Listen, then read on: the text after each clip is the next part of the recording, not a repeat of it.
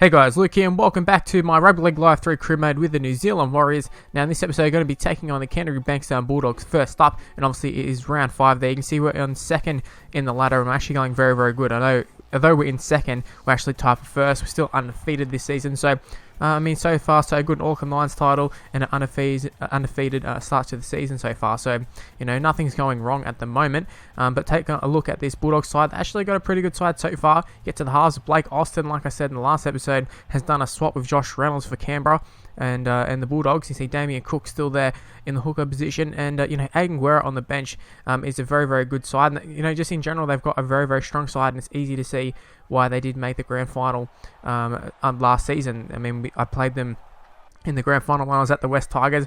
I did also raid them a little bit. I took Moses Mbai and obviously Josh Reynolds left, but they have recruited very, very well. As of, well, I'm not going to say as of we, because I don't know who exactly has been recruited this year, but we've got a very, very strong side ourselves here. And Glenn Fisiahi nearly ends up scoring there 14 minutes in. He was brought down like kind of over the line, like on the line. It's debatable. I probably could have just pressed the try button. It would have at least did a dive and we might have scored there.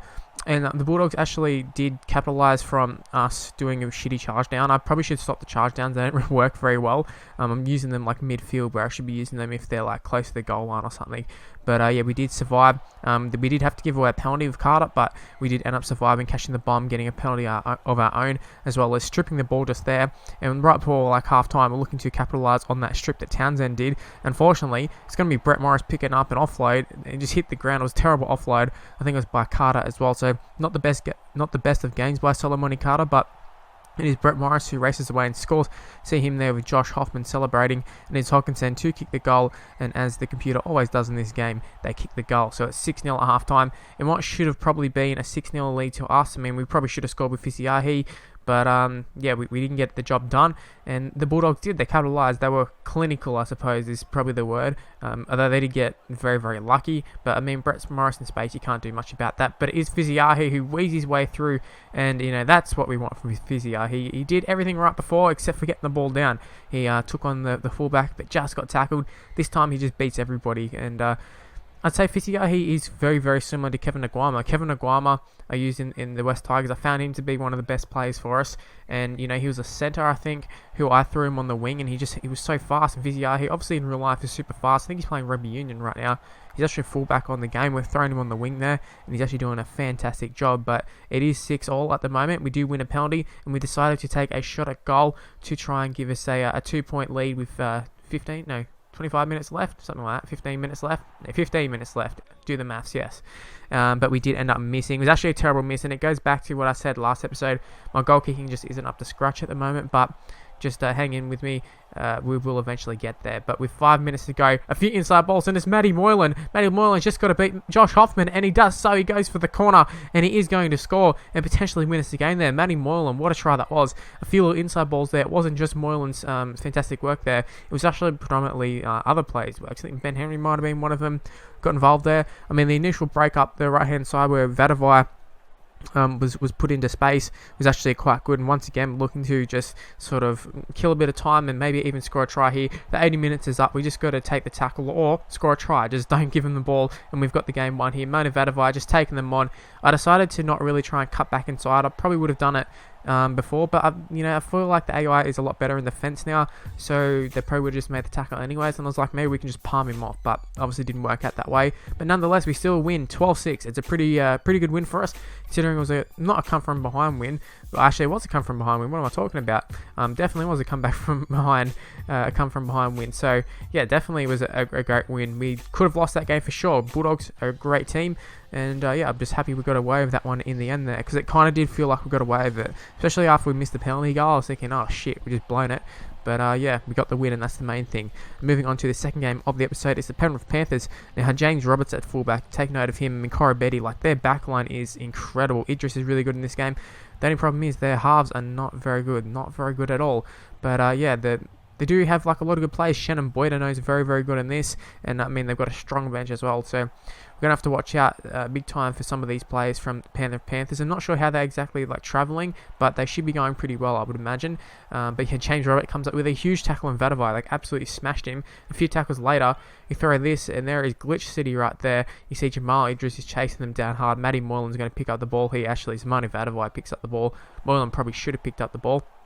And off the back of that, Moylan jumped out of dummy half, took a shitty kick.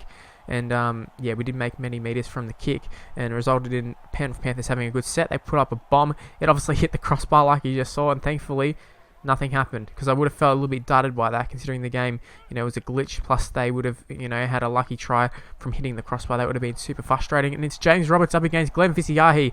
This would have been a great battle. I would love to have seen these two guys in space. Obviously, the flying fish, Glenn Fisiahi, is absolutely...